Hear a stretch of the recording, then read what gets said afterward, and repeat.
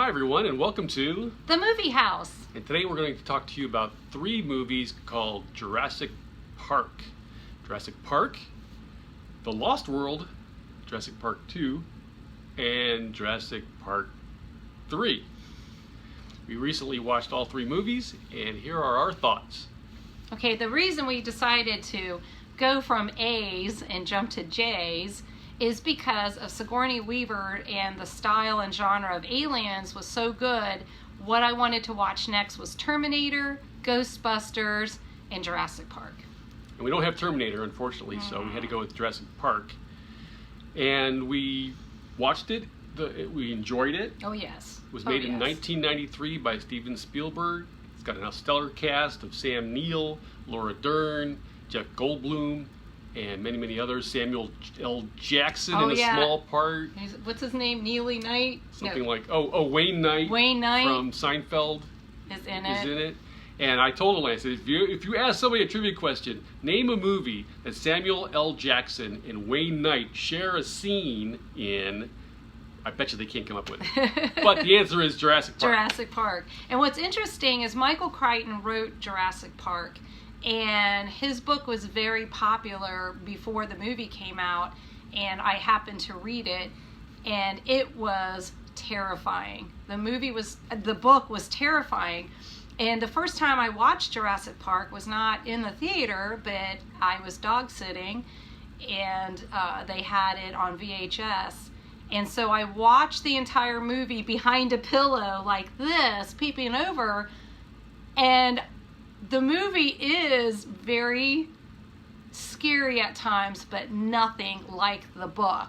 It was tame. It is tame compared to the book. So I was really expecting a lot of horror and bloodshed because I'd read the book. In the movie, it's much more, as we decided, family friendly because, of course, kids like dinosaurs. I'm sure Steven Spielberg and the executives at whoever was it? Who made this? Was this Century Fox? Amblin Entertainment. I'm not sure who the studio was. But I'm sure they wanted to sell merchandise, which they do. They still sell Jurassic Park merchandise. So it curtailed. It's still scary at times, but nothing like the book. Yeah, in fact, the book is the reason James Cameron, another one of our favorite directors, wanted to make this movie initially. And he said after seeing the finished product that they chose the right guy because his version would have been much more like the book, much scarier, and not kid-friendly. So they probably went the right way with getting Mr. Spielberg involved, and it was a huge hit, made tons of money, and it spawned, of course, sequels, which continue on today with the whole Jurassic World series with Chris Pratt, which we'll talk about maybe another time. So, Jurassic Park was a hit. They made The Lost World, Jurassic Park 2, as the sequel. Again, Steven Spielberg came back to direct it, and it's a stinkeroonie. Yeah, it's just not as good. As we've said before, sequels usually flop. They're just never as good as the original, and this Jurassic Park 2, Lost World, confirms that.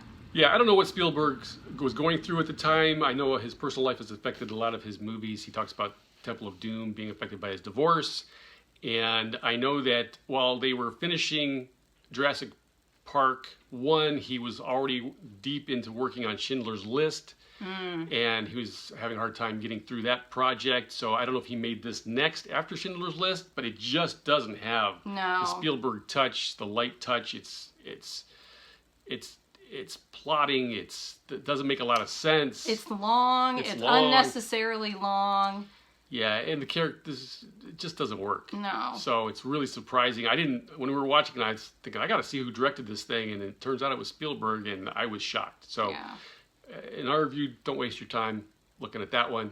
Go on and move on to Jurassic Park 3. Yes, which is a great story, and again, a great cast. William H. Macy, Tia Leone, and Sam Neill's back, and even Laura Dern and Richard Attenborough.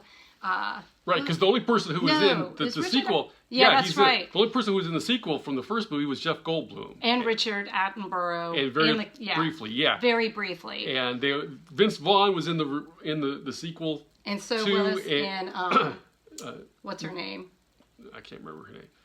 But he was completely wasted. I think he was hot off of Swingers and whatever else he did early on there in the 90s. And they just completely wasted his talents in this movie. So Goldblum was in 1 and 2, and then Sam Neill was not. Laura Dern was not, and then Sam Neill comes back for 3. Right. And again, it's a great story, great plot, new dinosaurs, and it's a good romp. It really could have been the sequel to Jurassic Park 1. So we liked it and highly recommend it. But it's interesting because I love the Jurassic Park or Jurassic World game. I don't know if any of you have played that, where you sit and you're shooting up dinosaurs trying to get across the complex. And it's funny how some of the dinosaurs that they created for that game, I keep expecting to show up in Jurassic Park 3, and then I'm like, why aren't they here? Because I confused the game with the movie. But yeah, 1 and 3 are really, really good. Yeah, 3 is directed by Joe Johnston, not Steven Spielberg. Spielberg, I believe, served as executive producer, but he didn't direct this one. But it's very good, and it was made in 2001. So the first one came out in '93. The last one in this mini-series came out in 2001. So we recommend highly Jurassic Park and Jurassic Park 3. Skip the Lost second World. one. You don't need it. You don't need that kind of negativity in your life. No. So that's our take on the Jurassic movies up to the 3rd one in the series. And we hope to see you again next time in the movie house. So long, everybody.